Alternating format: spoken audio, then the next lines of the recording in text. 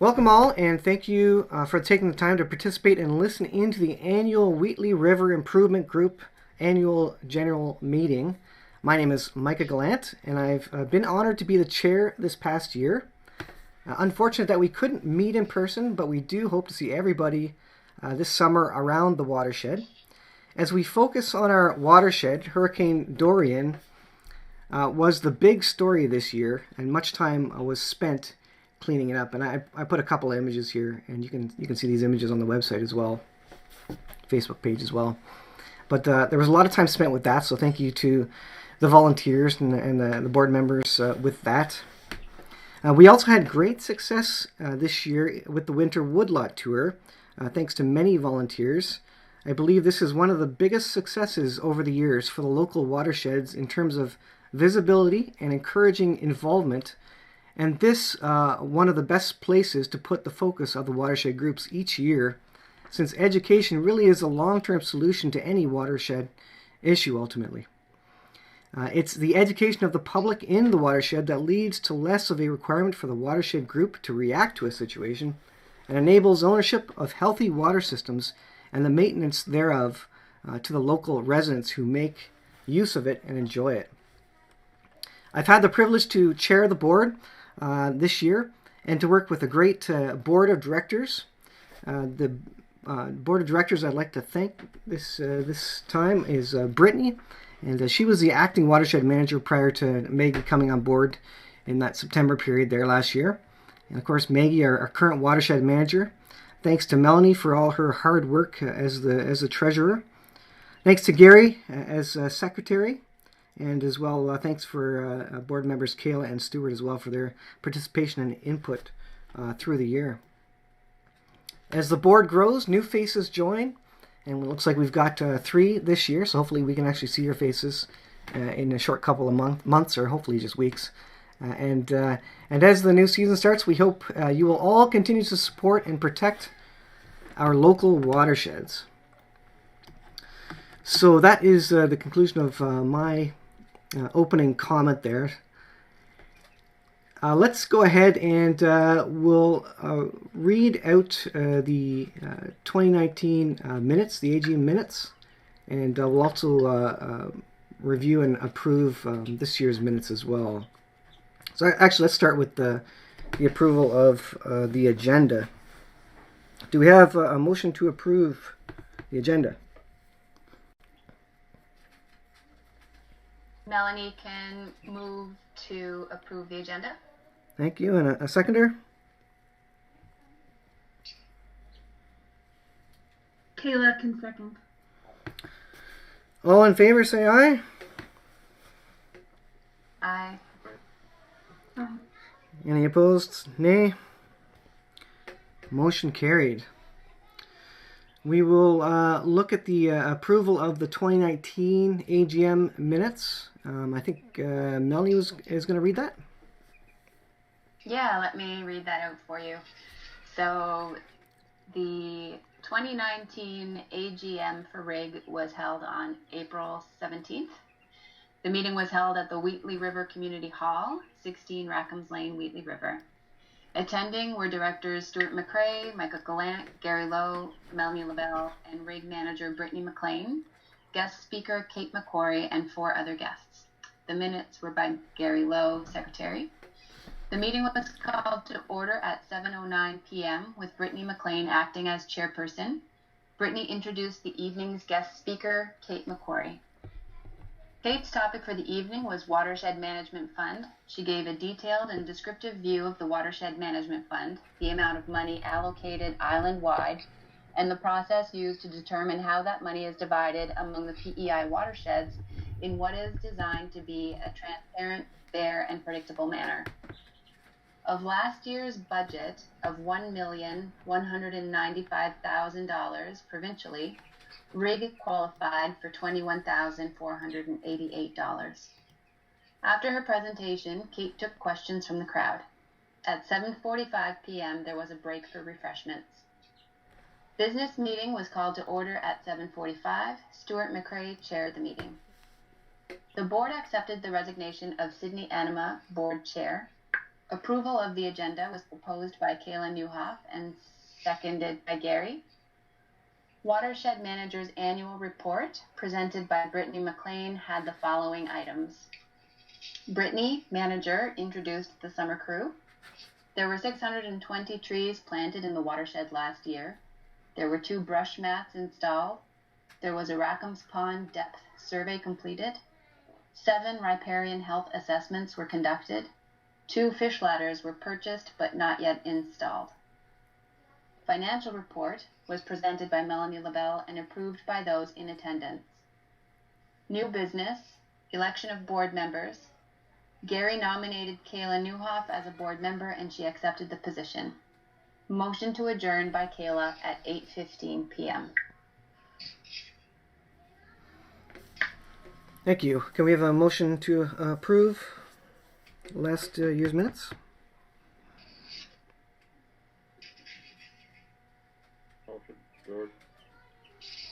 And a seconder? Melanie can second. All in favor, say aye. Aye. Any opposed, say nay. Motion carried. We will now move on to the Watershed Manager presentation report by Maggie. Thanks, Micah. Maggie McConnell here.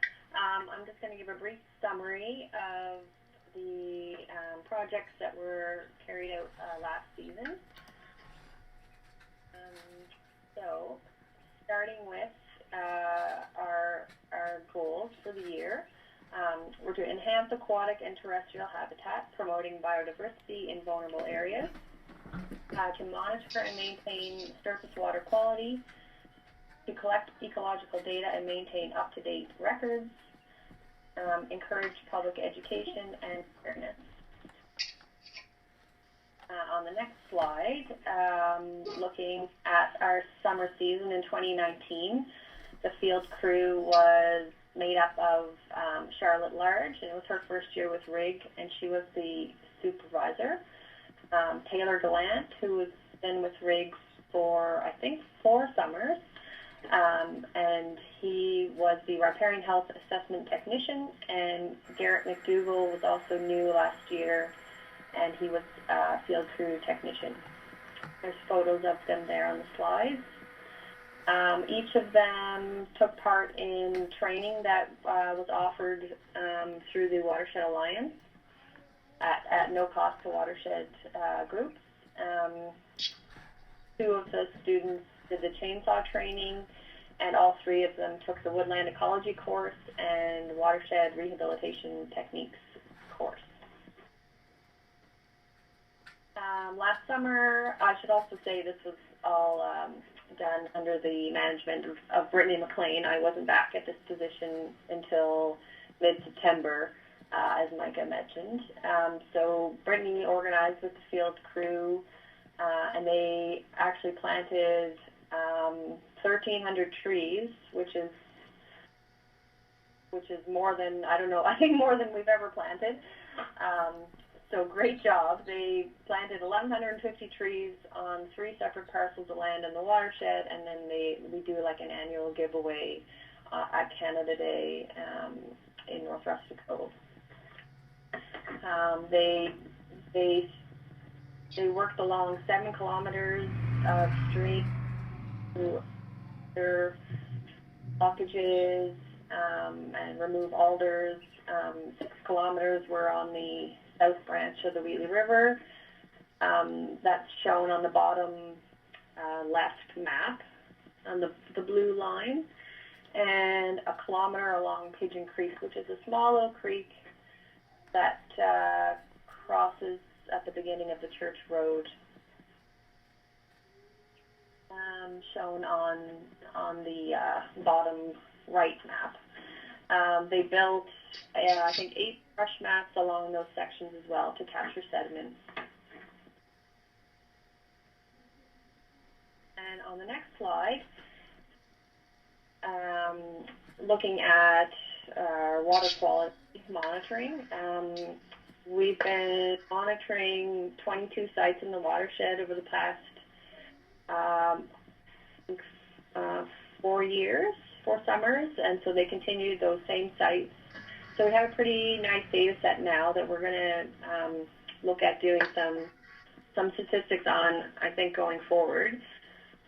So that's a map of those locations on the bottom left, and they monitor those weekly in July and August, and also do some qualitative as well as the same quantitative measurements along the full length of the Wheatley River into the estuary at Oysterbed Ridge. That's once a month, mainly looking at issues related to anoxia. RIG took part in one shoreline cleanup with the Hunter Clyde Watershed group down at Barishwa Beach. Other projects that were on the go, most of these are sort of annual recurring projects. We look at a depth survey in Rackham's Pond, and similar to the water quality, we've kind of been watching this over the last few years to get an idea of how much the pond is filling in year to year, so we can make decisions in the future about that, particularly related to fish. We usually conduct repairing in-health assessments and cross assessments at as many places as we can, but usually where we're working at stream clearing locations. So those were done on the south branch of the Wheatley River. Headwater surveys are conducted in the spring and fall. And last summer, RIG was asked to participate in the Community Aquatic Monitoring Program. And I think it was the first time that we were part of this, and I haven't been part of it myself, but it's a pretty interesting project. It basically, it's a run through DFO, Department of Fisheries and Oceans, and they look at the health of estuaries with respect to fish. And they pick 6, I believe, well, at least in our estuary, 6 sites, and they returned to those 3 times during the summer. And the idea is to kind of get a health status of the estuary, and they can look how it's changing over time and compare it to the other sites on the island. They identify fish and crustaceans, and they also do some water quality measurements and vegetation profiles, and also sediment samples.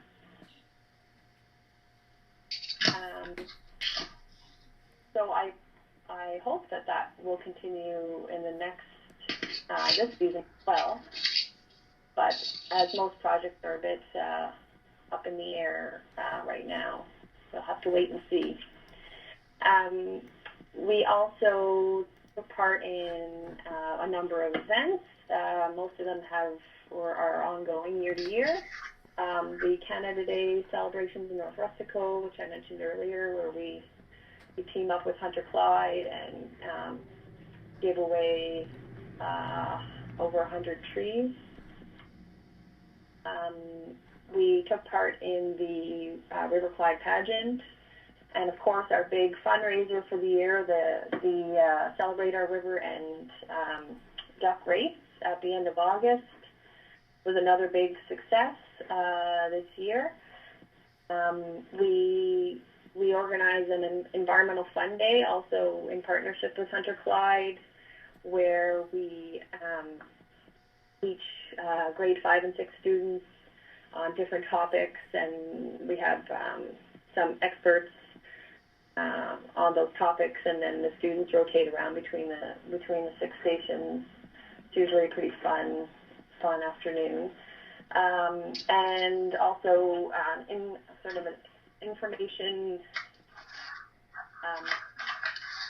set up at the beach, in the beach hut with Parks Canada.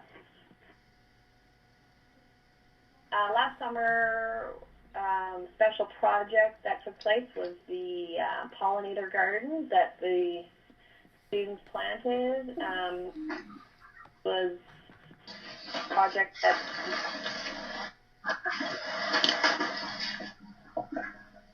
you guys hear me okay? Yep. And yeah, I think they did a great job. It was beautiful, and I hope to maintain it for years to come. And we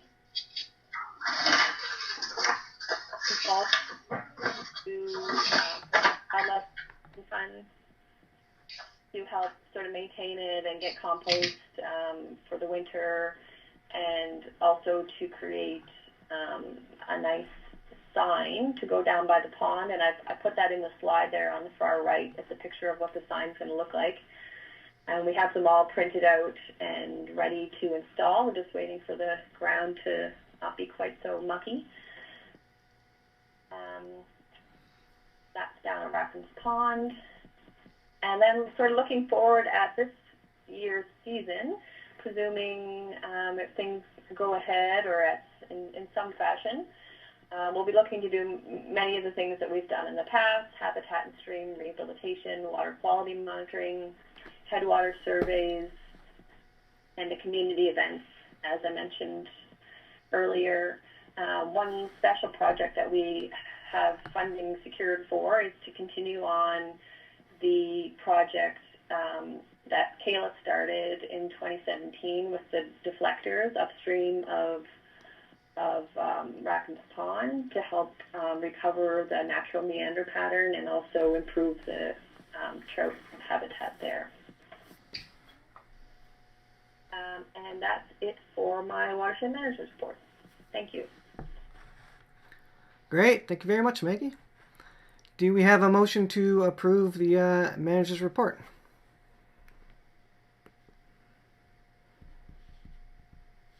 I can make a motion to approve the Manager's Report. It's Melanie. Thank you. And a seconder?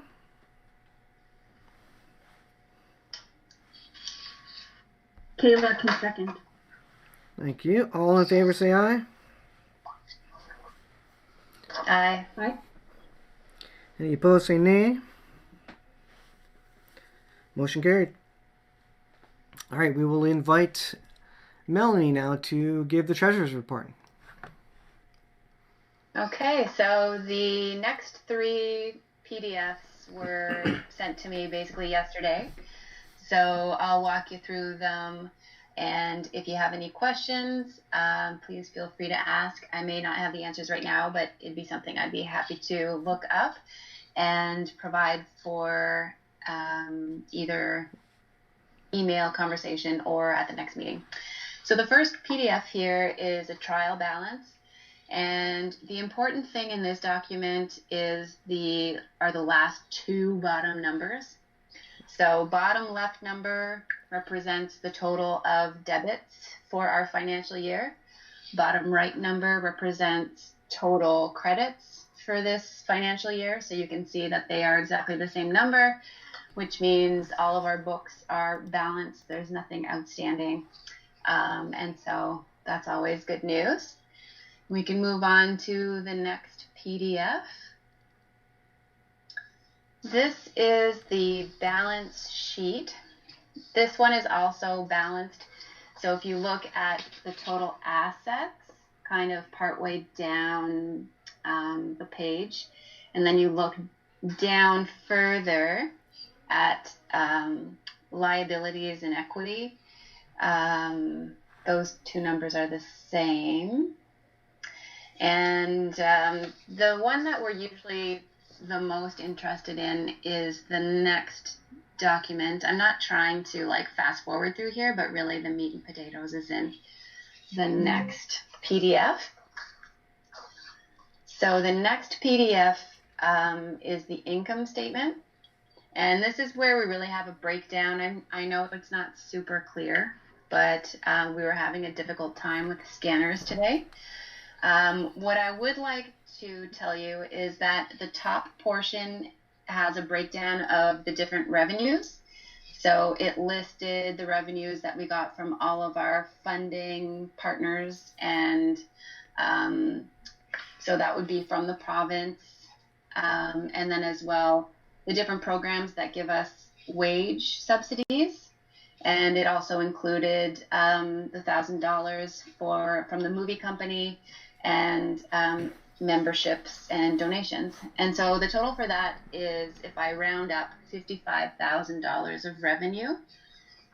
And then the bottom half of the page is talking about expenses, and they're all broken down there. So what we spent on field supplies and wages and salaries and workers' compensation board and accounting and legal, everything is laid out there. Their totals are there. The total expenses, if I round up, were $61,000. So that means that we spent approximately $6,000 more than what we brought in this year.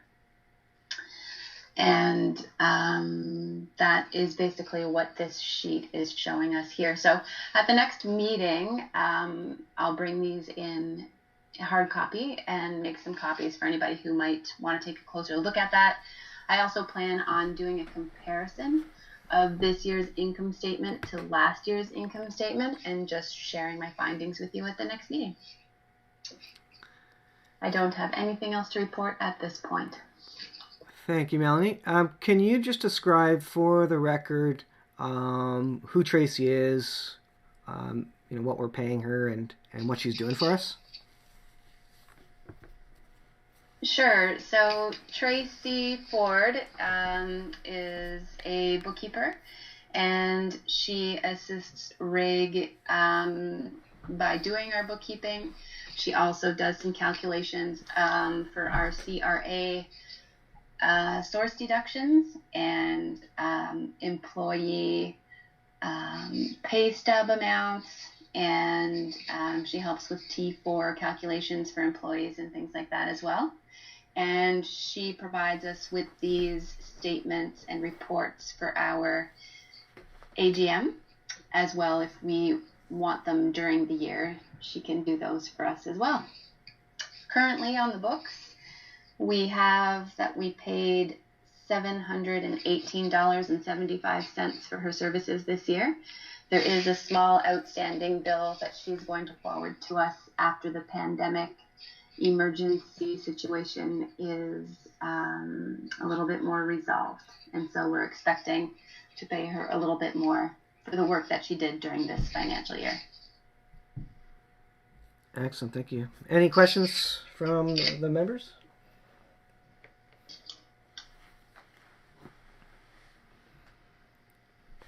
And if not, is there a motion to approve the financial report?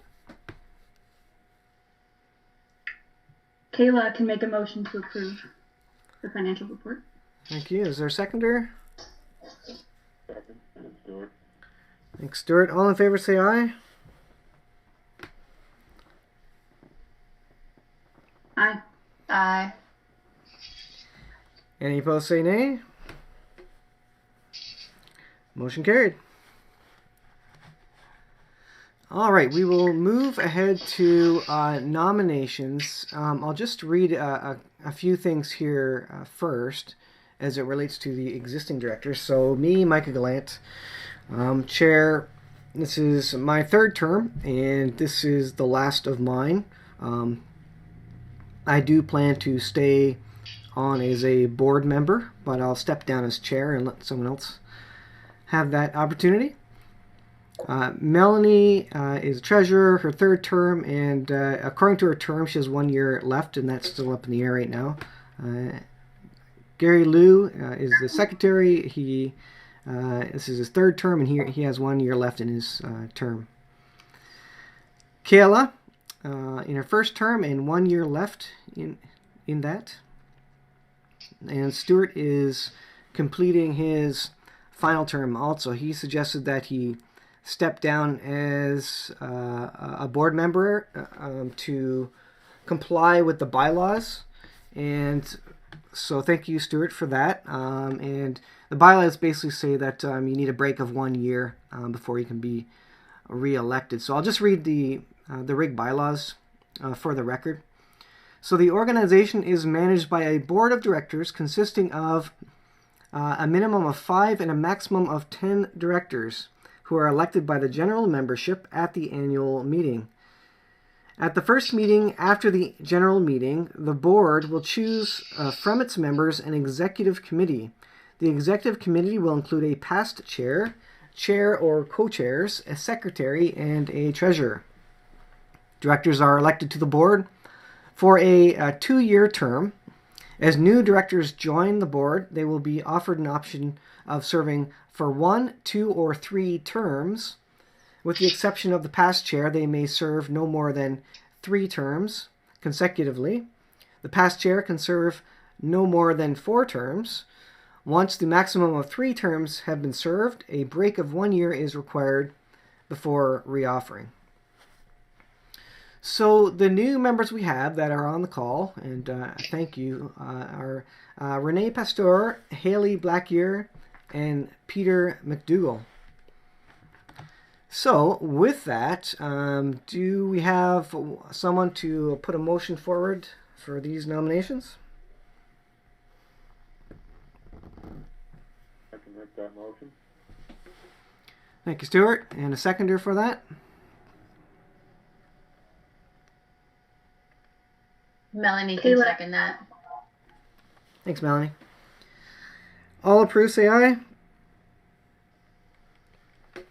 Aye. Aye. Any opposed, say nay. Motion carried. All right. Welcome aboard. And, of course, we'll talk in the next meeting about all the various roles. I will open it up briefly to other business or discussion. I didn't have anything else on the list, but was there anything anybody wanted to bring up?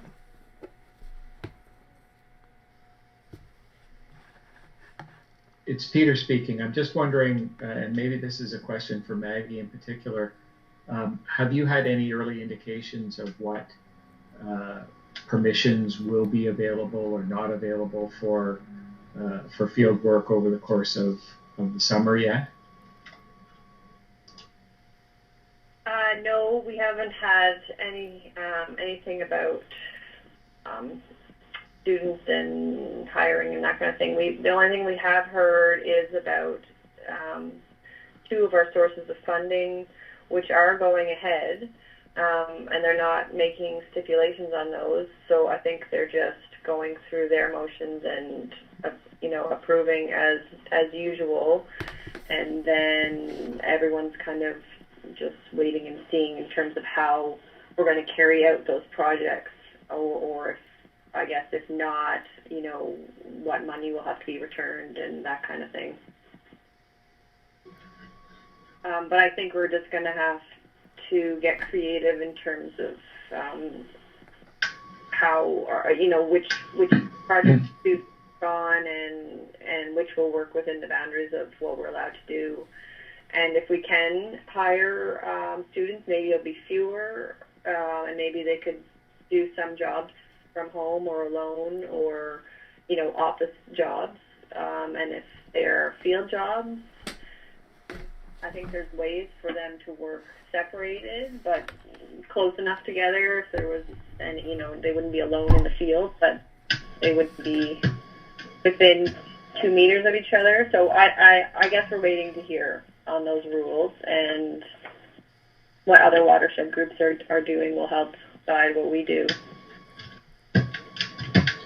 Right on, thank you. It's one of the issues that we're struggling with at the university is researchers wanting to be out in the field and thinking that they might have a plan for how to respect social distancing and so on, but we don't seem to be able to find out who an approving authority is for implementing those plans. So I appreciate the info. Thank you.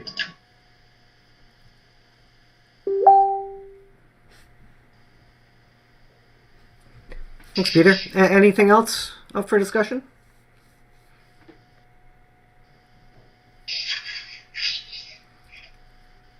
Alrighty. Well, with that, I'll ask for a motion of adjournment.